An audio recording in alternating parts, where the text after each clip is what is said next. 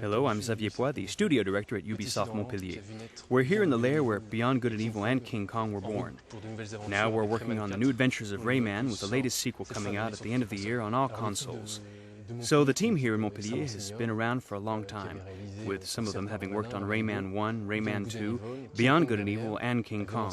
Obviously, the team has grown over the years with many talented people, but the core of the team has been working on video games since the beginning. That's how we were able to create the prototypes for the pre-production of Rayman very quickly, keeping in mind that work on Rayman started around the same time as King Kong, and we were able to pick up the pace as soon as King Kong was finished in order to be ready to bring out the game on the new generation of consoles for this Christmas.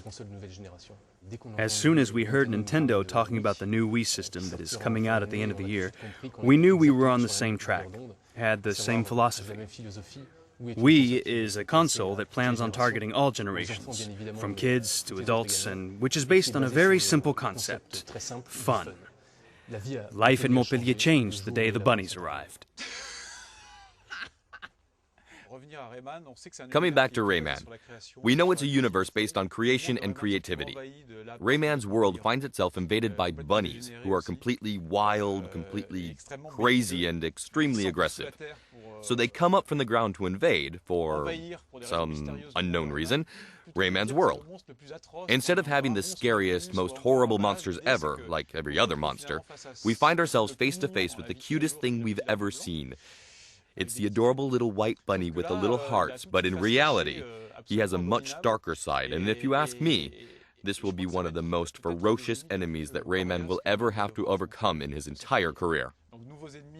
So, new enemies, new activities with the dancing aspect, but also to have the capability to climb onto the back of creatures that we summon up.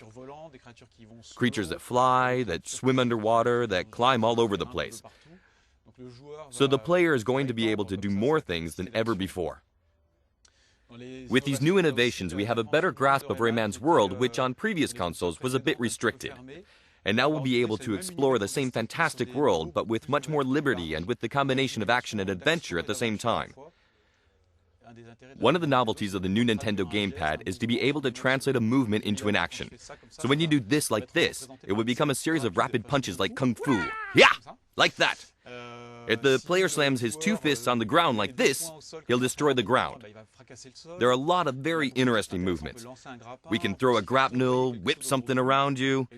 So instead of giving the orders with a button, it's the movements that actually allow you to move Rayman and link tons of movements together, like dancing even. It's relatively instinctive because we memorize quite easily a movement.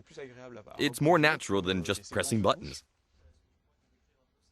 Rayman will have to surpass himself and also use different costumes.